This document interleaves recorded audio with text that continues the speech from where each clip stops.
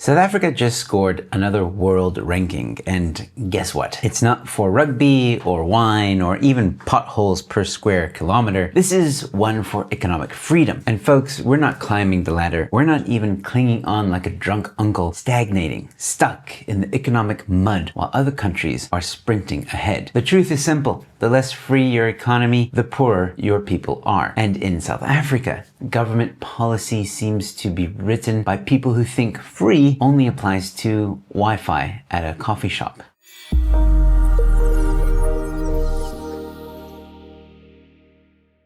Hello ladies and gentlemen, welcome to Newsflash. I'm your host Joe Emilio. Thanks for tuning in. So, according to the Fraser Institute's Economic Freedom of the World report, South Africa is sitting at 83rd place out of 165 countries. That's not bad if this were a school test and you're the kid who forgot to study because Fortnite was calling. But on the global stage, it's embarrassing. We've been hovering in the same mediocre spot for 2 years now. We're not collapsing, but we're definitely not improving either. And here's the kicker. Countries with higher levels of economic freedom constantly outperform those with lower freedom in basically everything that matters. GDP per capita higher, life expectancy higher, quality of life higher. Even the poor in free economies are richer than the middle class in not so free economies. Think about that for a second. It is literally better to be poor in a freer economy than it is in a less freer economy. And South Africa should be paying attention to that. It's the lotto jackpot, but instead the leaders keep pretending you can redistribute your way into prosperity. Spoiler alert, you can't. It's like trying to cure obesity by stealing slices of pizza from someone else's plate. Let's break it down. In countries where you're free to trade, to innovate, to open a business without filling out 900 forms and paying bribes to 14 officials, you get growth. Markets rewarding efficiency and punish stupidity, which is why socialism is so allergic to markets. Because if markets punish stupidity here, half of parliament would be broke. Compare that to South Africa. We love regulations. Like Eskom loves load shedding schedules, endless red tape, constant political interference, and the belief that government knows best. And the truth is, government doesn't know best. Government barely knows how to print driver's licenses. These are the people dictating how businesses should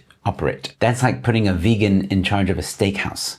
I'm very confused. Take a look at the top performers on the index. Singapore, Hong Kong, Switzerland. These places have smaller populations than Gauteng taxi ranks, and yet their economies put ours to shame. Because they trust free markets. They let people create wealth instead of strangling them with policy. Compare that to Venezuela, one of the lowest ranked economies, once rich in oil, now rich in misery. Their government promised equality, and boy did they deliver. Everyone is equally broke, equally hungry, and equally queuing for toilet paper. That's socialism's real legacy. Equal suffering. And here in South Africa, we are slowly tiptoeing down the same road. Land grabs, excessive state control, and a government that thinks nationalizing things is the way to go. Nationalizing is just code for we want more opportunities to steal. And here's something the radical left hates to admit. Poor people do better in free economies. On average, the poorest 10% of people in economically free countries earn more than double the income of the poorest 10% in unfree ones.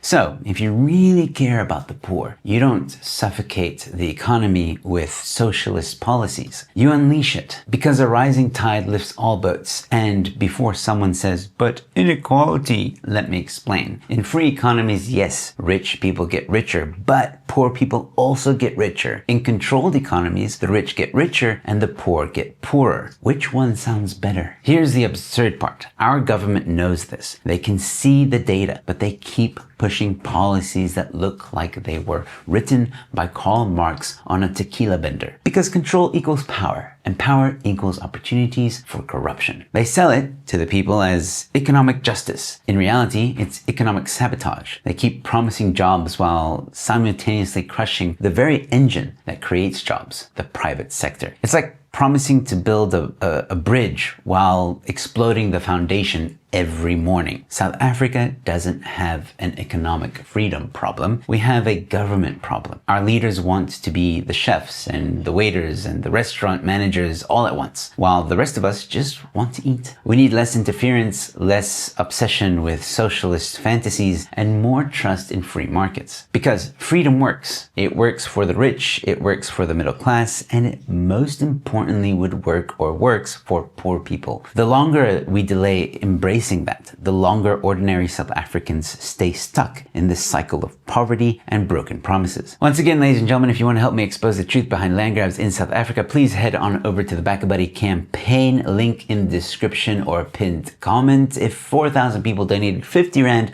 we would hit our goal to bring these projects to life. You can find out more information on stolenground.co.za. And don't forget to comment below. Let me know what you think about all of this. And no matter which platform you're watching this episode on, don't forget to leave a like, subscribe. You know what to do. I've got more content coming your way. And with all that being said, thanks for watching. Your Newsflash is in.